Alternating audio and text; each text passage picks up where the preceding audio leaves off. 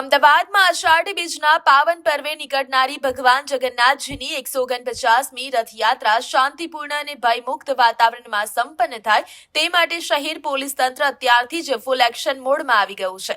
રથયાત્રાના route અને સંવેદનશીલ વિસ્તારોમાં કાયદો અને વ્યવસ્થાની સ્થિતિ ચુસ્ત રાખવા માટે પોલીસે કમર કસી છે, જેના ભાગરૂપે બાપુનગર, રખિયાલ અને કૃષ્ણનગર પોલીસ દ્વારા સંયુક્ત રીતે સંવેદનશીલ વિસ્તારોમાં સઘન કોમ્બિંગ અને ફૂટ પેટ્રોલિંગ શરૂ કરી દેવામાં આવ્યું છે।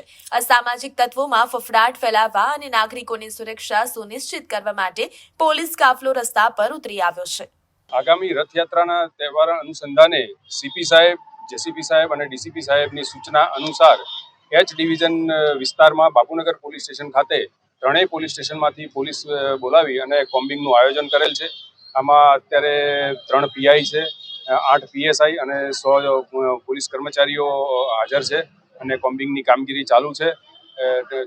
આજે કોમ્બિંગ દરમિયાન એચએસ ચેક કરવાના છે, એમસીઆર ચેક કરવાના છે, તેમજ તડીપાર કરેલા ઈસમો વિસ્તારમાં જો મળી આવે તો તેમના વિરુદ્ધ કાયદેસરની કાર્યવાહી કરવામાં આવશે।